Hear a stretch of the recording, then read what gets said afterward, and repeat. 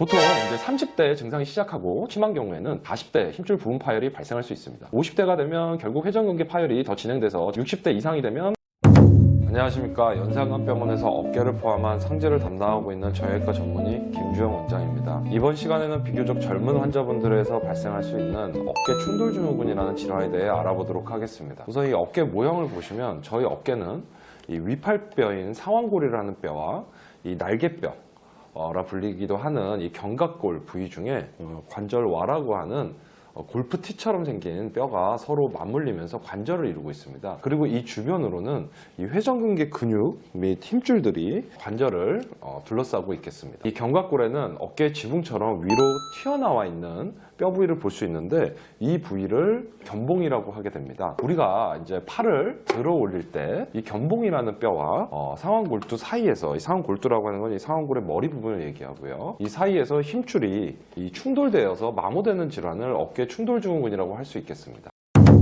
이 어깨 충돌증후군은 충돌이 잘 발생하는 어깨뼈 모양을 가지고 있거나 팔을 어깨 위로 드는 동작을 반복적으로 하는 경우에 발생할 수 있습니다. 특히 수영이나 야구, 테니스와 같이 팔을 머리 위로 반복적으로 들어 올리는 운동을 하시는 분들, 무거운 물건을 높이 드는 작업을 해야 하는 직업을 가지신 분들에게서 흔하게 잘 발생하는 것으로 알려져 있습니다. 또한 류마티스 질환과 같은 전신 연증 질환이 있어서 어깨 점액낭염이 잘 발생하는 경우에서도 발생하는 것으로 알려져 있습니다. 회전근개 힘줄과 견봉 사이에는 기름 주머니가 위치하고 있는데 이를 점액낭이라고 합니다. 이 점액낭은 우리 몸의 여러 관절 주변에 존재하며 뼈와 근육 또는 힘줄 사이에서 운동으로 인한 마찰을 줄여주고 관절을 부드럽게 움직일 수 있도록 도와주는 윤활제 같은 역할을 하게 됩니다. 하지만 이제 팔을 들어 올리는 동작을 과하게 하게 되면 견봉이라는 뼈와 힘줄 사이에서 마찰과 충격이 발생하게 되고 다음 그림처럼 점액남에 염증이 생기게 되겠습니다. 이것이 해결되지 않고 만성화가 되면 나이가 들어서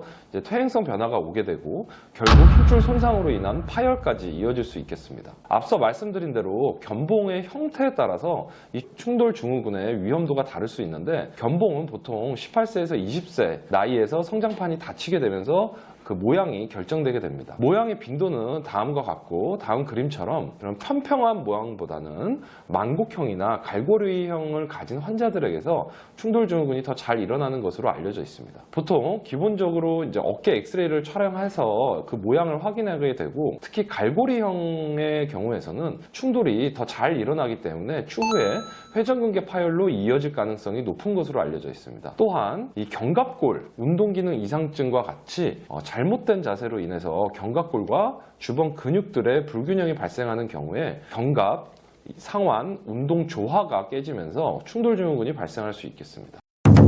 보통 이제 30대 증상이 시작하고 처음에는 이제 회전근개 점액남의 염증 및 힘줄의 염증이 발생하게 됩니다. 이게 이제 지속적으로 마찰이 진행되면 점액낭이 점점 두꺼워지고 붓게 되는데 이것이 해결되지 않을 시에 염증이 점점 악화돼서 심한 경우에는 비교적 젊은 나이인 40대 힘줄 부분 파열이 발생할 수 있습니다. 50대가 되면 결국 회전근개 파열이 더 진행돼서 전층 파열로 될 수 있고요. 60대 이상이 되면 회전근개 대파열 또는 광범위 파열로 진행되겠습니다.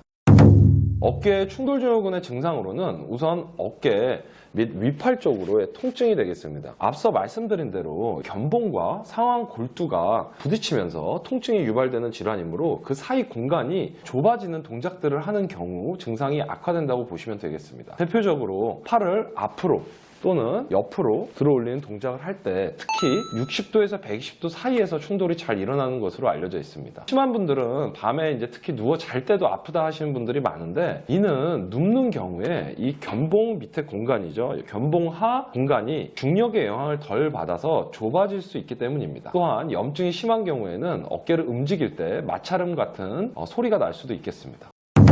1차적인 치료 방법은 보존적 치료가 되겠습니다. 당연한 이야기지만 충돌을 일으키는 동작들을 안 하고 휴식하는 것이 기본이 되고 증상이 심하지 않은 경우에는 소염진통제와 휴식만으로도 통증이 어느 정도 호전될 수 있겠습니다. 하지만 통증이 약으로 조절되지 않는 경우에는 주사치료를 시행하게 되며 물리치료 같은 것을 병행하게 됩니다. 증상이 어느 정도 호전되면 이제 충돌을 방지 및 예방 위해서 회전근개 근력 강화 운동이라든지 견갑골 주변의 근육을 강화시키는 운동, 이러한 재활 치료들을 시행하게 되겠습니다. 약 3에서 6개월간 보존적 치료를 시행했음에도 불구하고 증상이 호전되지 않고 지속되는 경우에는 회전근개 힘줄 파열이 있는지 다른 병번이 없는지 등을 확인하기 위해 MRI와 같은 정밀 검사를 진행하게 되고 필요에 따라서 관절 내시경적 수술을 시행해 볼 수 있겠습니다. 이제 퇴행성 변화가 오게 되면 이 견봉 아래로 이제 뼈가 자라게 되는데 이것을 골극이라고 합니다. 근데 이 골극이 너무 크거나 심한 경우에는 관절 내시경으로 들어가서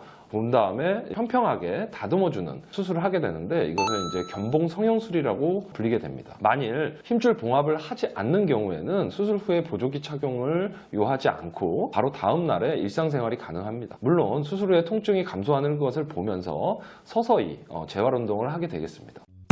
환자분들에게 조금이나마 도움이 되는 시간이 되었으면 좋겠습니다. 시청해주셔서 감사합니다.